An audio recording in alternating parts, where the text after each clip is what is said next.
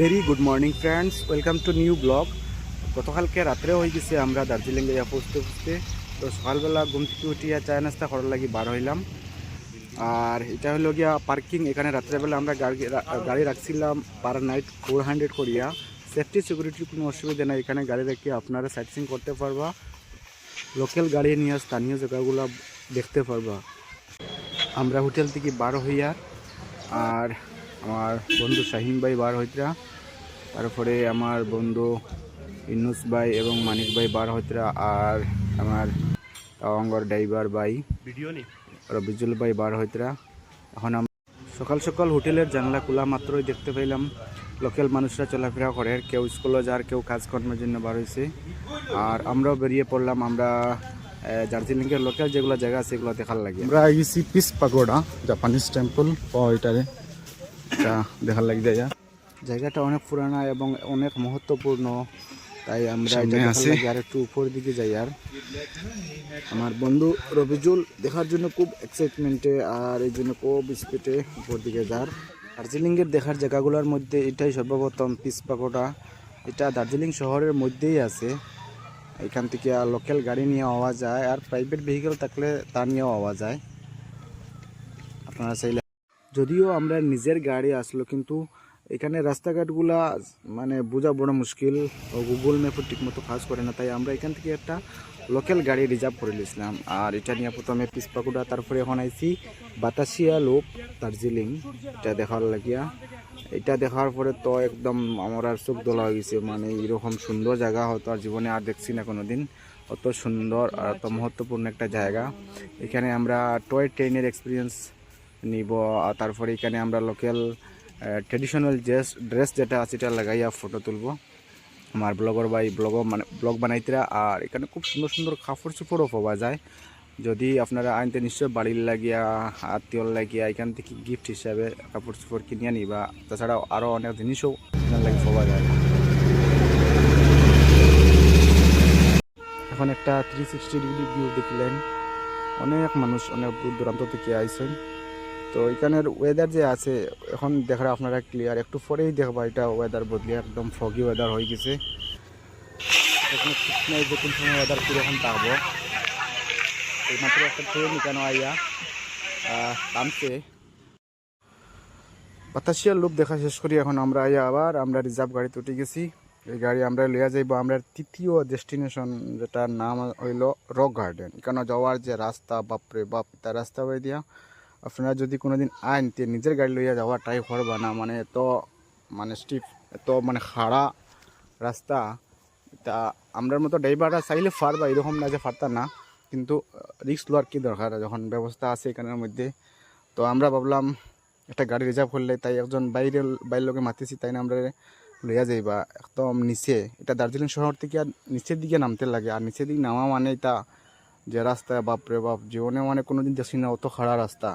গাড়ি এখন লাগাইয়া আস্তে আস্তে আস্তে আস্তে, তারা অত এক্সপিরিয়েন্স ড্রাইভার, তারপরে তারা লাগিয়েও মানে চিন্তার বিষয় হয়ে যায় গাড়ি কীরকম নিচে নামাইতে লাগে। আপনারা দেখতে পাইতে আর নিচে কত খাড়া আপ, আর ও একদম নিচে যে দেখা যায়, এখানে আমরা গিয়ে দিতাম। এখানে হইল গিয়া রক গার্ডেন।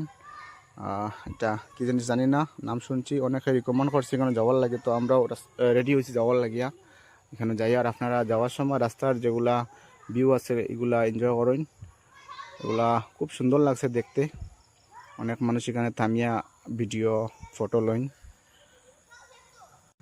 যদি নিজের গাড়ি নিয়ে আইন বা যদি ট্রেনে করিয়াও আইন দার্জিলিং পারবা, কোনো অসুবিধা নেই। তো এখানে আওয়ার পর এখানে একটা ব্যবস্থা আছে, আপনি চাইলে স্কুটি বা বাইক রেন্ট লইতে পারবা, লইয়া যেগুলা লোকাল জায়গা আছে এগুলা গিয়া ঘুরিয়া দেখতে পারবা।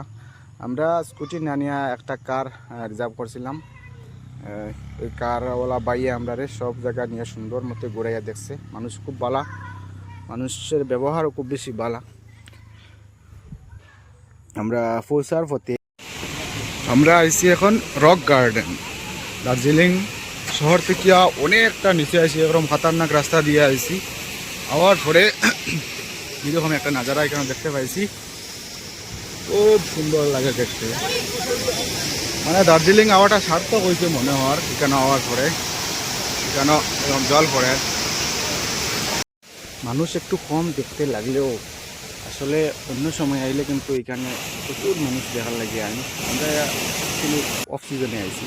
যদি on season like October November April March এই টাইমে আইতাম তাহলে কিন্তু এখানেও খুব বেশি মানুষ দেখতে পাইতাম। এই হলো মনাইয়া ঢুকি আর আমরা মল রোড দার্জিলিং, এটা দেখতে অনেক সুন্দর লাগে এইরকম পরিবেশ। উত্তর দিকে যান। টুরিস্ট তুলনামূলক অনেক কম সিজন টাইম থেকে, তো অ্যাকচুয়ালি মজা নিলে সিজন টাইমে আপনারা এখানে কেনাকাটার লাগে অনেক সুন্দর সুন্দর জিনিস আছে।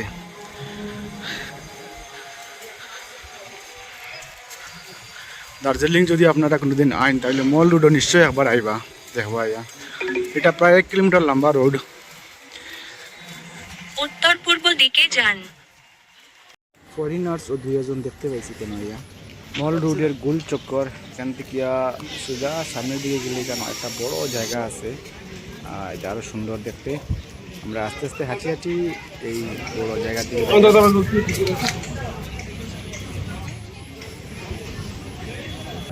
এখানে ঘোড়া রাখা আছে, আর এখানে একটা কাঞ্চনজঙ্ঘা ভিউ আছে, এটা আমরা মিস করছি দেখতে। দার্জিলিংয়ের মল রোড ঠিক ওইরকম একটা মল রোড গ্যাংটকের মধ্যেও আছে।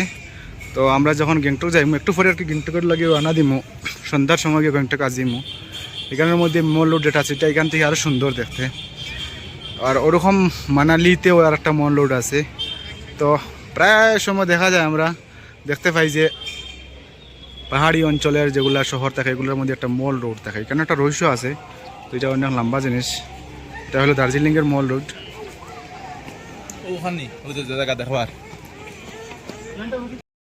দার্জিলিংয়ের ফেমাস টয় ট্রেন একদম রাস্তার পাশ দিয়ে গেছে, যাওয়ার সময় গাড়ি নিয়ে এটা সাইকেল দেখতে লাগে, কোন সময় এটা রাস্তা ক্রসও করে। এই ট্রেনটা সচক্ষে দেখলে আরও ভালো লাগে, খুব সুন্দর লাগে। আঁকা বাঁকা পথ দিয়ে এই ট্রেনটা চলে। দার্জিলিং ঘুরিয়ে দেখা শেষ, এখন যাই আর গ্যাংটকের উদ্দেশ্যে। আর রাস্তাটা যদিও পাকা কিন্তু রাস্তার টার্নিংগুলো কিন্তু ডালা একদম মানে মানতে লাগে ওরকম টার্নিং। আর প্রায় 1 ঘন্টা খালি নিচে নামতে লাগে। পৌঁছে গেলাম র্যাংপো, ওয়েস্ট বেঙ্গল আর সিকিমের বর্ডার সামনে চেক করতেছি, ওখানে আমরা চেক করা হইব। আর তারপরে এখান থেকে শুরু হইব গ্যাংটকের রাস্তা, গ্যাংটক স্টেটের জায়গা। গাড়ি পার্ক করা যায়নি বেটা, বন্ধুরা মিলে একটু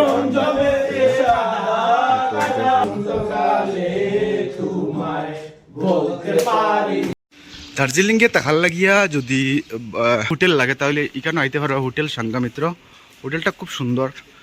হোটেলের কিনারেই আছে পেড পার্কিং। আমি হোটেলের রুমগুলো আপনারা দেখাই। ये है रिसेप्शन, इसमें कार्ड रखा है।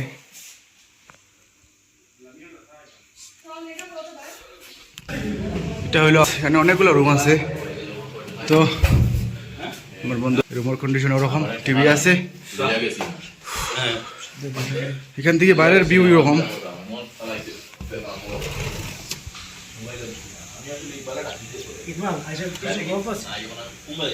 ভিডিও শেষ, এখন আমরা 2-3টা ফটো এনজয় করেন।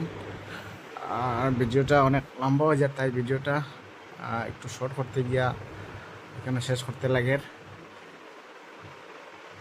অসংখ্য ধন্যবাদ ভিডিওটা শেষ পর্যন্ত দেখার লাগিয়া। যদি শেষ পর্যন্ত দেখে তখন তাহলে একটা কমেন্ট করবা, তাই আমি বুঝতে পারবো আপনারা ভিডিওটা দেখছেন আর মনে অনেক আনন্দ লাগবো।